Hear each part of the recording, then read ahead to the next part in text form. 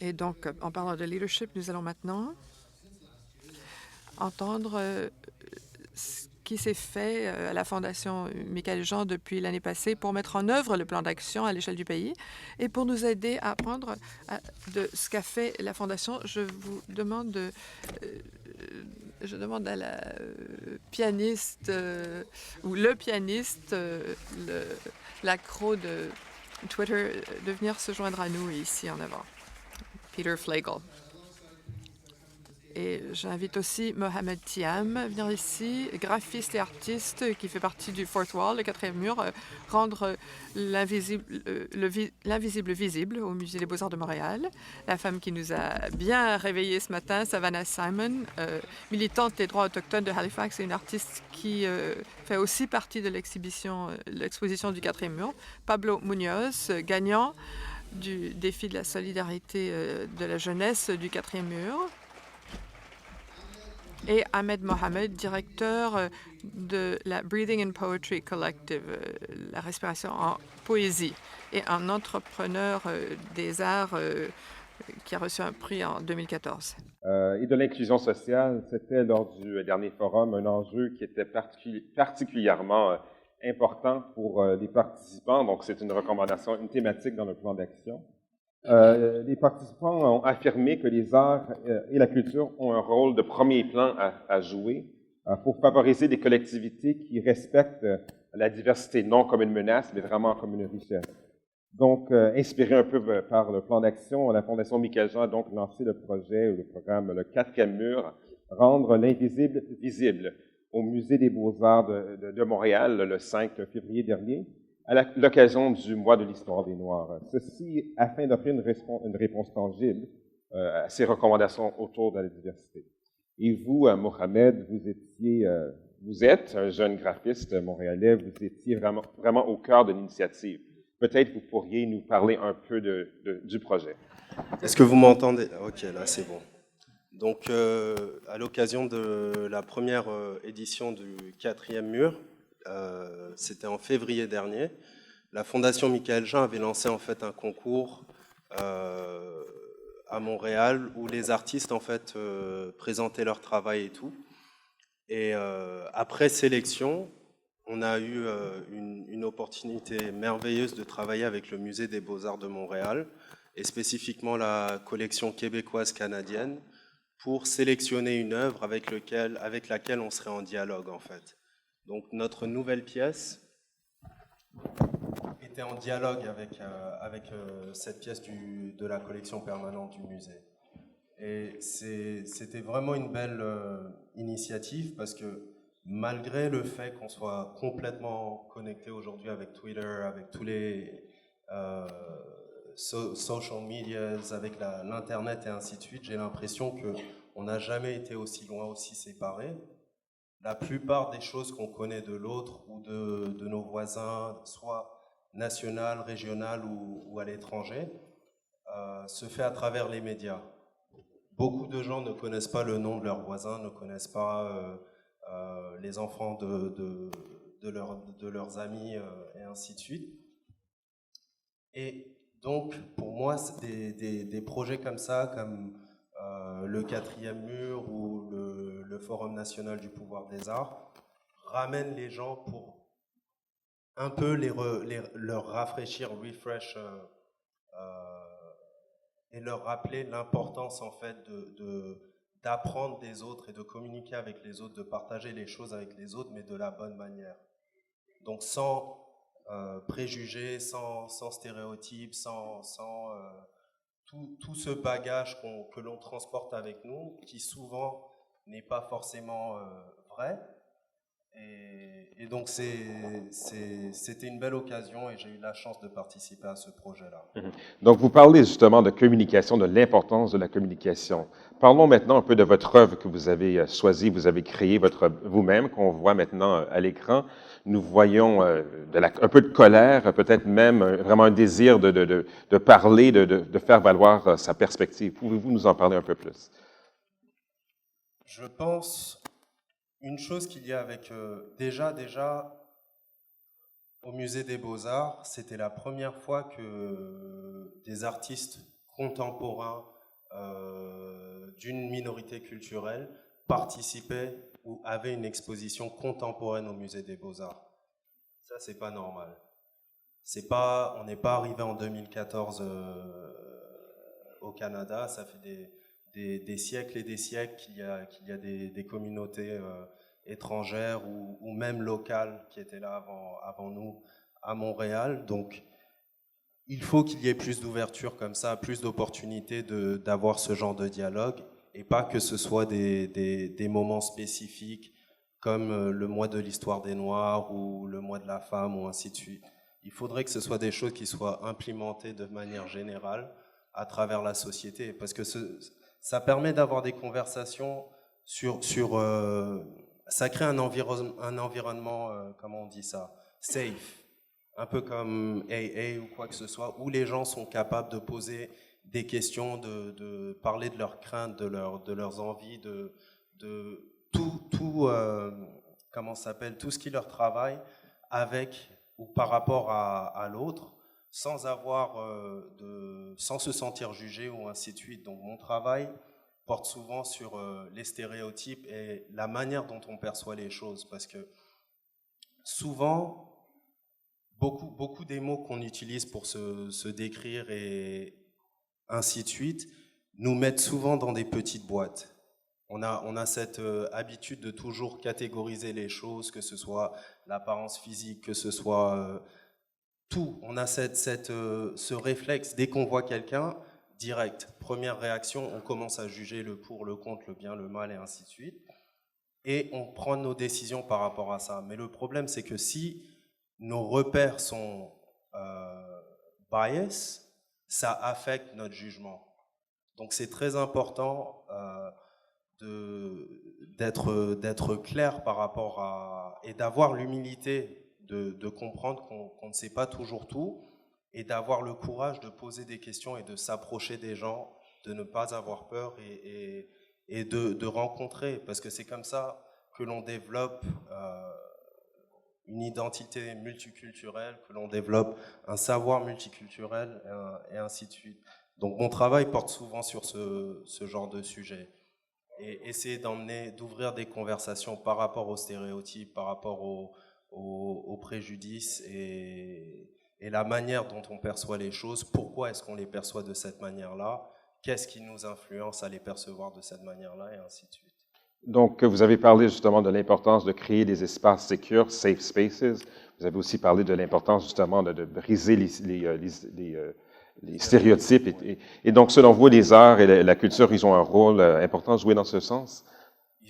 Les arts et la culture ont toujours eu, toujours avant de commencer, si on pense on va retourner dans le temps un peu, si on pense à l'Allemagne nazie, si on pense à toute guerre ou quoi que ce soit, la première chose qui se passe avant, c'est une propagande qui se fait à travers les arts. Donc à travers les caricatures dans les journaux, à travers les illustrations, les tracts, les posters et ainsi de suite.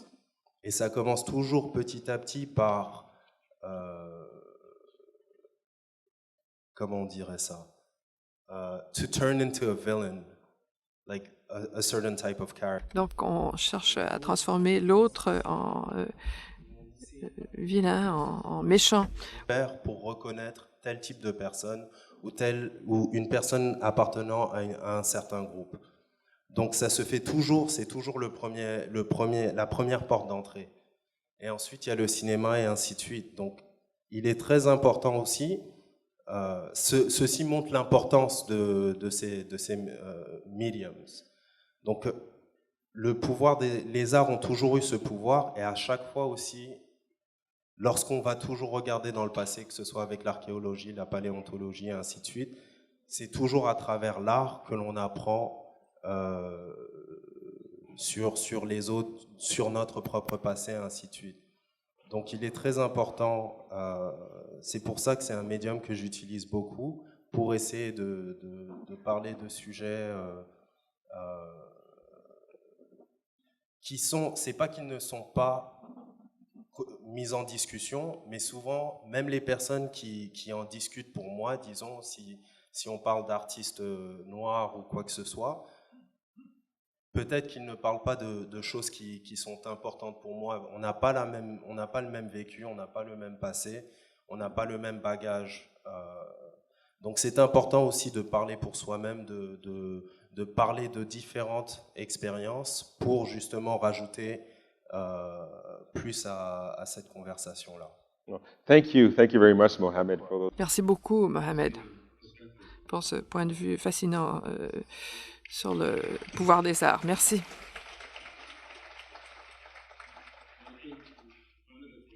Et je crois qu'une des choses que ça nous rappelle, c'est l'importance des institutions culturelles comme étant des espaces pour le dialogue, d'aider à vraiment démanteler les cloisons. L'année dernière, au forum, les participants ont aussi parlé de façon convaincue de l'importance de ces institutions culturelles, qu'elles doivent être intégrées aux collectivités. Alors, suite au plan d'action, la Fondation Michael-Jean a décidé d'établir un partenariat avec la Art Gallery of Toronto et Pride Toronto, Fierté Toronto, pour initier une exposition spéciale du 4e mur pour coïncider avec la fierté mondiale 2014 dans le mois de juin cette année. Le thème était la solidarité avec la communauté LGBTQ au Canada. On a mobilisé une coalition de 60 organismes du Canada pour utiliser l'art et sensibiliser et appuyer les jeunes LGBTQ. Pabuminos, vous avez été le gagnant du défi du projet de solidarité. Pouvez-vous nous en parler? Alors, j'ai vu qu'il y avait un concours pour le 4e mur. J'ai créé cette œuvre pour le projet.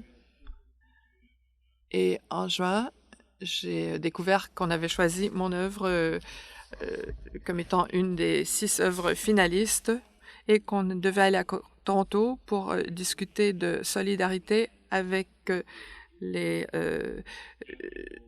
jeunes LGBTQ, QII et Berdache. Et j'ai pensé que c'était vraiment merveilleux d'avoir cette conversation à Toronto. Et à Toronto, j'ai découvert que mon œuvre avait remporté le premier prix et qu'elle allait être transformée en cette peinture murale. Et alors, on a travaillé avec la Art Gallery d'Ontario qui m'ont aidé à créer cette œuvre dans ce médium. Alors, c'est merveilleux, cette image du barbelé, les 2 hommes qui sont séparés, mais communiquent entre eux, peut-être même qu'ils s'embrassent. Pouvez-vous nous expliquer ce que vous cherchez à communiquer? Pour la fierté mondiale, World Pride, on voulait fêter les réalisations du mouvement gay queer au Canada. Notre génération hérite de ces percés par le mouvement de la libération sexuelle. Et alors, c'est à nous maintenant de nous exprimer quand on se rend compte de tout le progrès réalisé par le mouvement. On oublie qu'on a surtout su obtenir des droits pour les hommes, des hommes blancs de la classe moyenne. On ne parle pas des personnes trans, des femmes qui ont été tuées de la route des larmes, et aussi des réfugiés qui sont emprisonnés au Canada, qui ont voulu chercher refuge au Canada parce qu'ils ne pouvaient pas être homosexuels dans leur pays. Et moi, je suis un réfugié queer, et voilà pourquoi j'ai créé cette œuvre. Mais au lieu de la percevoir du point de vue négatif, je voulais voir comment on fait preuve de force face à l'oppression à la frontière. Et je crois que c'est l'amour qui est la force qui nous donne de la résilience. Voilà pourquoi j'ai décidé d'écrire ces 2 hommes qui s'embrassent, qui traversent, qui vont démanteler cette frontière, qui vont détruire les murs, les obstacles entre nous. Est-ce que vous avez reçu des commentaires au sujet de ce message? que vous cherchez à communiquer? Oui.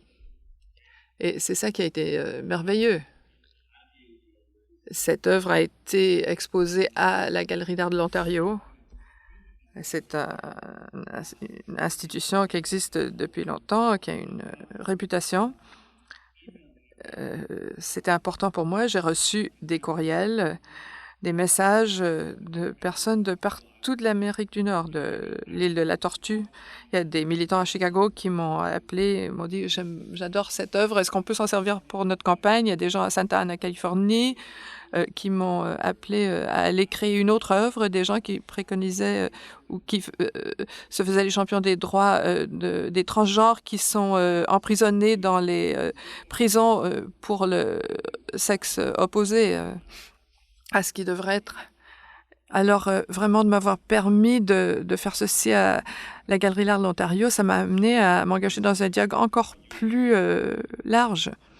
Alors, ce qui est important pour vous, vous êtes un militant, un artiste qui travaille activement au Canada, mais aussi en Amérique latine. Quel serait votre message pour les militants, les activistes sociaux qui ne sont pas au courant du pouvoir des arts? Mais je crois que tous les militants connaissent le pouvoir des arts. L'art, ce n'est pas quelque chose de distinct du changement social. Ça fait partie du changement social.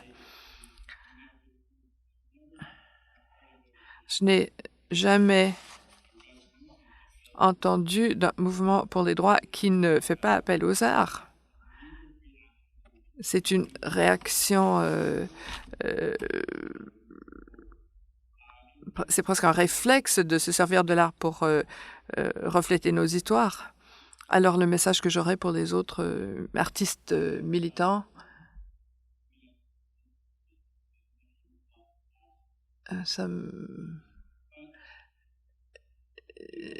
je dirais que je n'ai pas travaillé tout seul. Je n'ai pas inventé ceci moi-même. Ça fait partie de la communauté qui m'a élevé, qui m'a éduqué, qui a façonné ma façon de penser. Et sans cette communauté, je n'aurais rien. D'après ce que j'ai entendu, il y avait 2000 votes pour cette œuvre. Et mon copain m'a dit, c'est pas seulement tes cousins qui ont voté pour ça.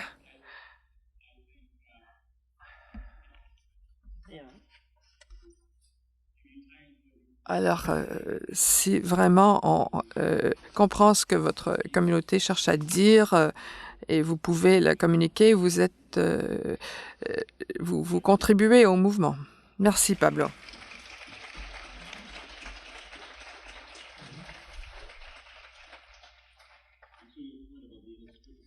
Alors, vous avez dit qu'il y a un lien inéluctable entre les arts et les mouvements sociaux. Ça fait partie, c'est lié aux recommandations dans le plan d'action, l'accès à la justice, la sécurité du public. Les participants de l'année passée ont dit que les arts devraient être employés pour la promotion de la justice sociale, pour prévenir la violence contre les femmes et aussi pour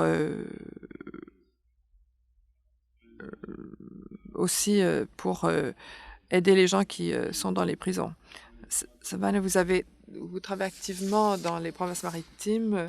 Vous avez fait partie du projet de la Fondation Michael Jean dans la Galerie d'art de la Nouvelle-Écosse. Vous pouvez voir cette grande affiche-là, qui est l'affiche du projet auquel on a collaboré avec la Galerie d'art de la Nouvelle-Écosse. C'est la justice, l'art et les jeunes qui cherchaient à donner un moyen aux jeunes et aux artistes de la Nouvelle-Écosse de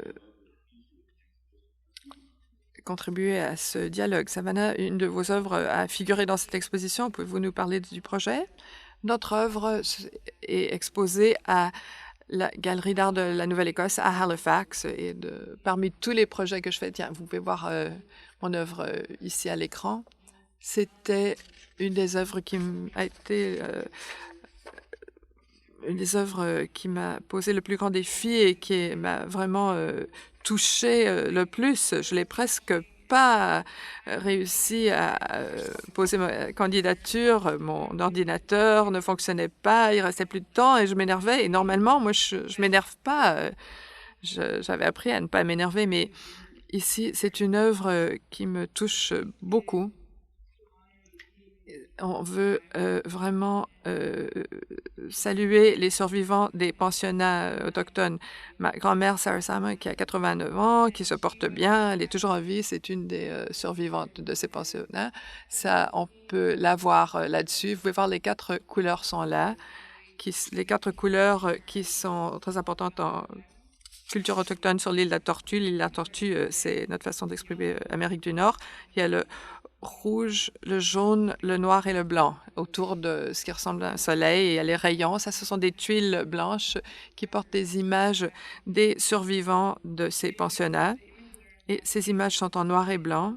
Et la majorité des images sont des images de ces personnes quand elles étaient jeunes. Donc, il y a beaucoup de gens qui ont contribué à ceci. J'ai eu à faire beaucoup de recherches. Je suis allée visiter des gens, je suis allée leur parler, écouter leurs histoires. Et cette œuvre, ça représente comment, quand j'étais petite, j'écoutais ma grand-mère me parler de ce qui lui était arrivé dans le pensionnat. Et quand j'étais adolescente, j'allais écouter d'autres personnes âgées, d'autres anciens. Quand j'allais voir mes amis aussi, j'allais écouter ce que disaient leurs anciens. Parfois, ces survivants voulaient en parler, parfois non. Et c'est vraiment incroyable d'écouter tous ces récits.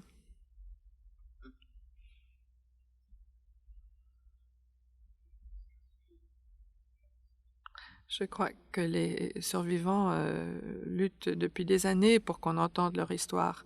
Et il y a eu beaucoup de portes qui leur étaient fermées. Et grâce à la Commission sur la vérité et la réconciliation, on a ouvert les portes. Il y a eu beaucoup plus de possibilités de raconter ces histoires. Il y a beaucoup de douleur, beaucoup de tristesse parce que c'est toujours vivant. Pouvez-vous nous dire comment ça s'est manifesté chez les membres de votre famille ou vos amis? Moi, je suis la 2e génération après les survivants des pensionnats et ça a un effet sur moi aussi, même si je n'ai pas vécu ce que ma grand-mère a eu à vivre.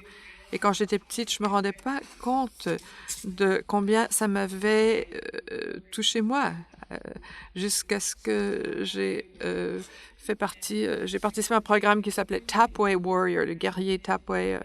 Et c'est un programme de 3 semaines qui se penchait sur les pensionnats et les effets multigénérationnels. On a dû créer un arbre généalogique, voir où il y avait des abus sexuels dans la famille, où il y avait de l'alcoolisme, des abus physiques. Et ça, ce sont des choses dont on parle rarement de façon quotidienne. Et donc, il fallait examiner notre famille profondément. Ma grand-mère, Sarah Simon, a 89 ans. C'est elle qui a perdu sa capacité de parler le Mi'kmaq à coups de bâton. Quand elle est sortie du pensionnat, elle est tombée amoureuse de mon grand-père et c'est lui qui l'a aidée à réapprendre sa langue. Et parce que sa langue lui avait été volée, sa culture lui avait été enlevée par violence, voilà pourquoi je partage ma culture, parce qu'eux, ils ne pouvaient pas. Et même maintenant, il y en a qui sont morts, qui n'ont jamais réappris leur langue, qui n'ont jamais tenu une feuille d'aigle, n'ont jamais fait la danse de ronde, parce qu'on les battait, on leur disait que c'était le diable qui les faisait faire ça, et que c'était le diable qui... la langue du diable, c'était le Mi'kmaq. Mais le Mi'kmaq, c'est la langue de ce pays, de ce territoire.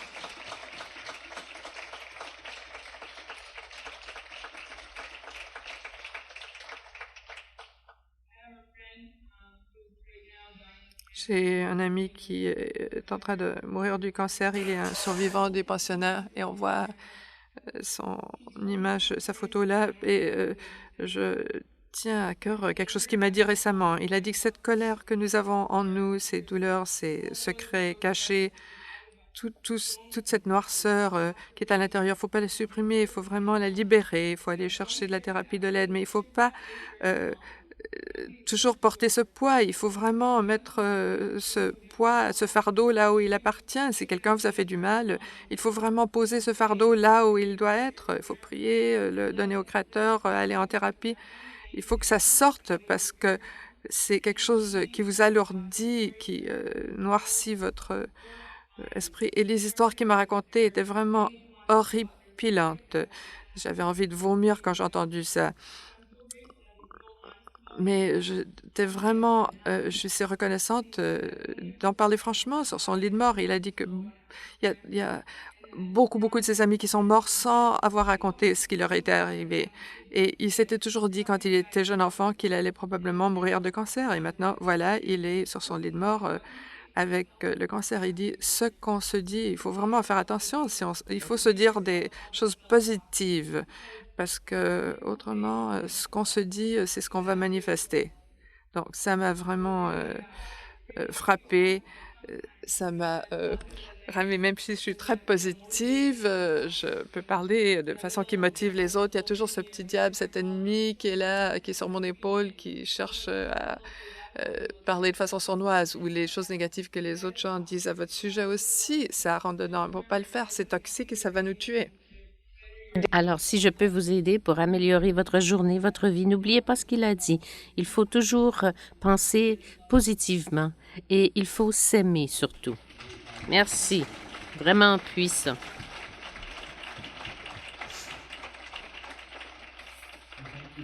Et merci également d'avoir partagé votre témoignage terriblement puissant.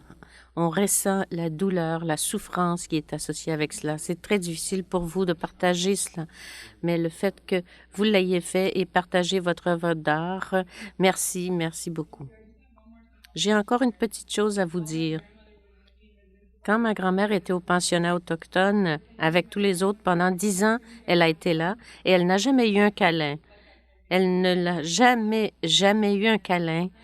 Personne ne l'a tenue par la main, aucune affection, aucun amour. Alors pour tous ceux et celles qui sont des grands-parents et qui ont perdu cet amour, c'est pour cela que j'apporte mon site de câlin gratuit ici. Alors c'est pour cela que j'ai mon enseigne. Alors ne vous gênez pas si vous en voulez. Et vous êtes entrepreneur, hein? Et vous êtes entrepreneur aussi? La plupart des artistes ici le sont, ce qui nous amène donc à notre prochain point. Nous allons parler de développement économique et d'entrepreneuriat social. Ahmed Mohamed, aussi connu comme Nomadic. Je pense que vous avez été très actif à Edmonton, Alberta, avec un projet très intéressant. Et avec le programme des jeunes entrepreneurs, là, vous avez été choisi pour recevoir des fonds pour lancer votre entreprise et aussi être accompagné de mentors. Alors, peut-être que vous pourriez nous parler de ce que vous avez fait et de votre projet, de votre nouvelle entreprise. Merci beaucoup. D'abord, j'aimerais dire merci beaucoup. Amanda est venue ici hier soir pour dire que le succès est toujours relatif. Je veux juste dire, maman, j'ai réussi. C'est mon succès que d'être ici parmi vous.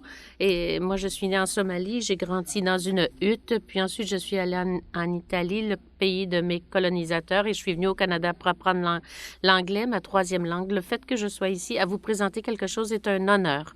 Alors, je remercie la Fondation Michael Jean et tous les autres qui y participent. Je suis honorée. The Breathing in Poetry Collective a vu le jour grâce à un groupe d'enthousiastes comme moi et une femme algérienne qui était très active à Edmonton et partout au Canada et maintenant au Nigeria. Ce qui est arrivé dans notre communauté, il y a eu disparité entre les professionnels et les artistes amateurs et surtout les minorités dans notre collectivité. On pensait qu'on devait avoir accès à vouloir devenir professionnel. J'ai toujours voulu être un acteur. C'est pas nécessairement ce que l'on sait dans la vie qui importe, c'est qui l'on connaît. Et je trouve qu'il est très difficile d'être payé et de devenir professionnel si personne ne vous ouvre de porte. Alors je me suis dit, comment est-ce que je pourrais changer cela pour ceux qui me suivront? Parce que si moi, j'ai beaucoup lutté, j'ai eu de la difficulté, je ne voudrais pas que les autres en aient autant. Je veux leur donner des possibilités à tous les types d'artistes. Alors, je me suis lancée dans la poésie d'abord parce que l'idée, c'est que on inspire l'inspiration, si je puis dire, et on expire de la poésie, que ce soit par le piano, le gospel ou enfin, peu importe.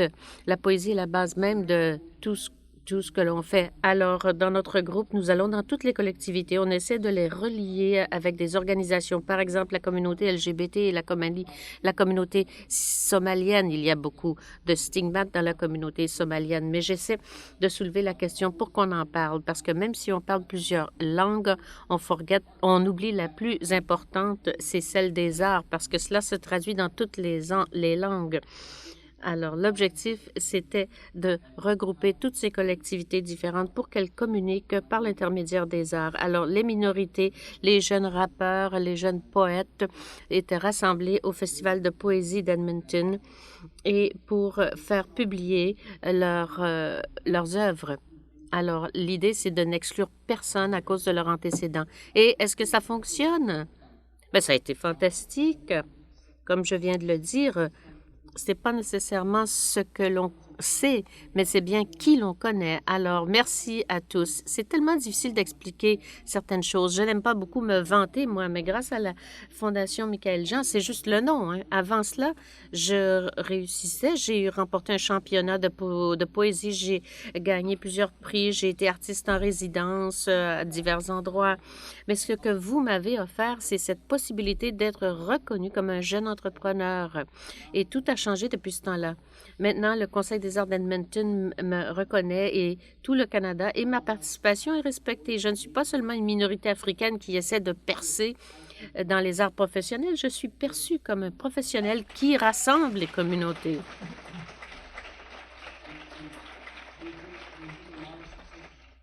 Et nous avons plusieurs histoires de réussite. Nous avons des poètes, des rappeurs et une histoire vraie d'ailleurs.